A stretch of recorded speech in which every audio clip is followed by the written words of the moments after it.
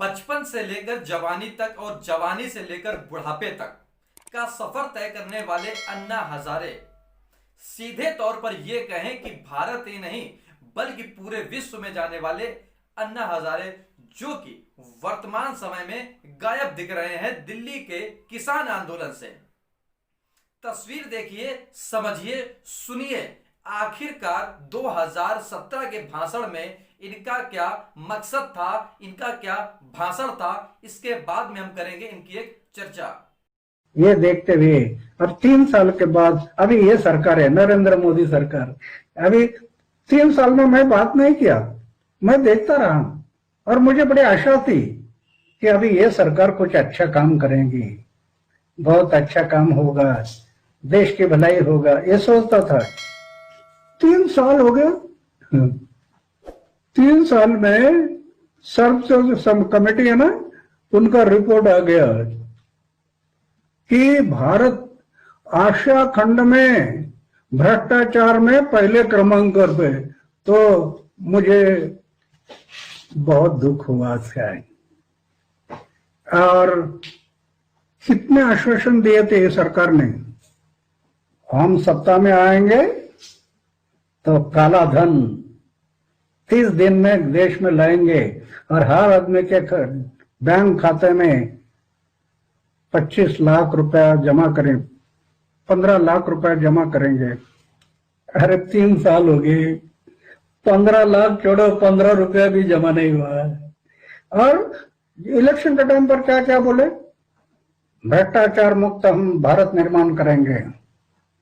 आज भी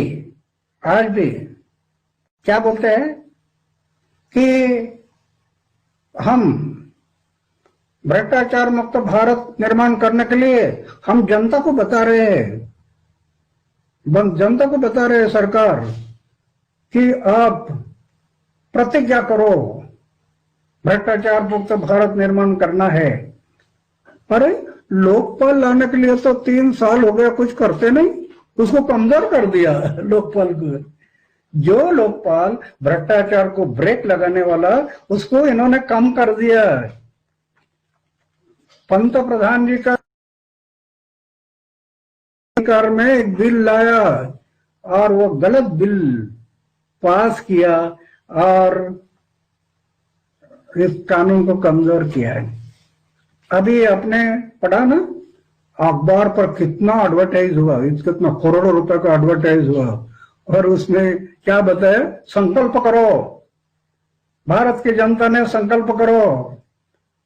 ये हर इतने अखबार, संकल्प करो, भ्रष्टाचार मुक्त भारत निर्माण करना, गरीबी मुक्त भारत निर्माण कर, क्या क्या बोल रहे हैं। अरे किशन बाबू राव हजारे, जी हां, जिनका दूसरा नाम कह सकते हैं कि अन्ना हजारे, एक समाज सेवी संगठन को लेकर चलाने वाले, देशव्यापी किसानों के साथ आंदोलन करने वाले, बहुत खूब चर्चा में रहे सन 2011 में। भ्रष्टाचार विरोधी कानून को लेकर चर्चा में आए, सुर्खियों में आए, यहां तक कि ये कहें इनके साथ रहने वाले व्यक्ति आज लुटियंस की दिल्ली पर सत्ता संभाले हुए हैं। लेकिन साहब, सवाल तो वाजिब है कि आखिरकार इतना बड़ा नेता कहे, समाज सेवी कहे, या व्यक्तित्व के आधार माने जाने वाले अन्ना हजारे को कहें, तो वो वर्तमान समय में आखिर मौन क्यों हैं? क्या सीधे तौर पर कह सकते हैं कि वो सरकार की चाल को समझ सकते हैं और वो जान चुके हैं? हालांकि आज ही नहीं, आने वाले वक्त के पहले भी उन्होंने ऐसे भाषणों में जो बताया वो सीधे तौर पर कहीं छिपा नहीं है। समझाते हैं, दिखाते हैं और बताते हैं। हालांकि अन्ना हजारे की बात तो अब दरकिनार करके बात करते हैं ऐसे मुद्दे की जो सीधे तौर पर आपने नहीं देखा होगा। एक तस्वीर देखिए, इसके बाद हम बताते हैं कि आखिर इन तस्वीरों का कारण क्या है। Thank you.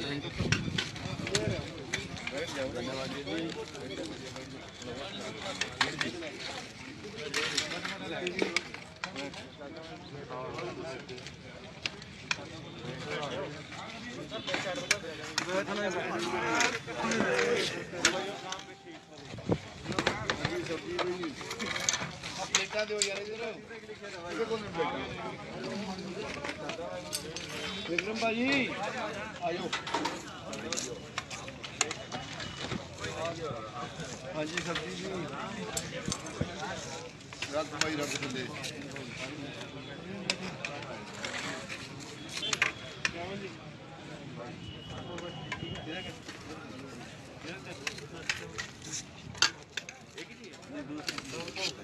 नीचे रखिए नीचे।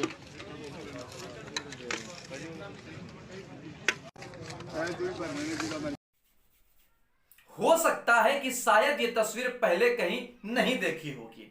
साहब अगर नहीं देखी तो आंख खोलकर फिर से देख लीजिए। ये वही दिल्ली के पुलिसकर्मी हैं जिनको किसान अब भोजन करा रहे हैं। ये वो किसान है जिनको किसी ने कहा ये खालिस्तानी हैं, ये पाकिस्तानी हैं, या यूं कहें कि इनके चाइना के द्वारा भेजे गए कुछ लोग हैं, या ये कहें कि बीजेपी के पार्टी के द्वारा जारी किया गया कि ये कांग्रेसी लोग हैं। साहब तस्वीरों में साफ है कि ये जो किसान है वो सीधे तौर पर पंजाब के ना होकर के बल्कि पूरे भारत के हैं। मुद्दा भारत का इतना गरमाया हुआ है कि आजकल इसका चर्चा विदेशों में भी छाया हुआ है। यूएन में क्या कहा गया, एक भाषण में सुनिए आप। विदेशों में इस मुद्दे की क्या चर्चा है। What is democracy? How do you define democracy? I think it's more for a graduate seminar. We want to see people have a voice in their lives. As to the question of India, what I would say to you is what I've said to others when raising these issues, is that people have a right to demonstrate peacefully, and authorities need to let them. हालांकि ये video अंग्रेजी में है, जिसका हम अर्थ और मतलब समझाएंगे कि आखिर यूएन के प्रवक्ता ने क्या कहा। उन्होंने सीधे तौर पर कहा कि आंदोलन करने का हक सबको है, शांतिपूर्ण ढंग से, बेवजह किसी को ना परेशान किया जाए। आखिरकार सीधे तौर पर अगर हम मीडिया में जाएं, किसी माध्यम में जाएं या किसी व्यक्तिगत ट्विटर पर जाएं, तो सीधे तौर पर दिखाई दे रहा है कि केंद्रीय मंत्री या राज्य मंत्री अलग अलग दौरा कर रहे हैं। लेकिन किसानों के मुद्दे पर अब 5वीं बैठक हो पाई है, लेकिन निर्णय अभी तक शून्य ही है। शून्यवादी निर्णय के बाद 8 तारीख को जो भारत बंद आंदोलन किया जा रहा है, उसके बाद 9 तारीख को फिर से बैठक होगी। हालांकि साहब सवाल वाजिब है कि आने वाले वक्त में किसान जीतेगा या भारत सरकार। मुद्दे अपने अपने हैं, रास्ते अपने अपने हैं, तरीका एक ही है कि किसानों के हक में अगर बात आती है तो देश एकजुट हो जाता है। नमस्कार, फिर से हम हाजिर होंगे किसी एक नए मुद्दे के साथ। अगर आपको ये वीडियो समझ में आया हो, कुछ जानकारी मिल पाई हो, तो इसको लाइक, कमेंट और शेयर जरूर करें।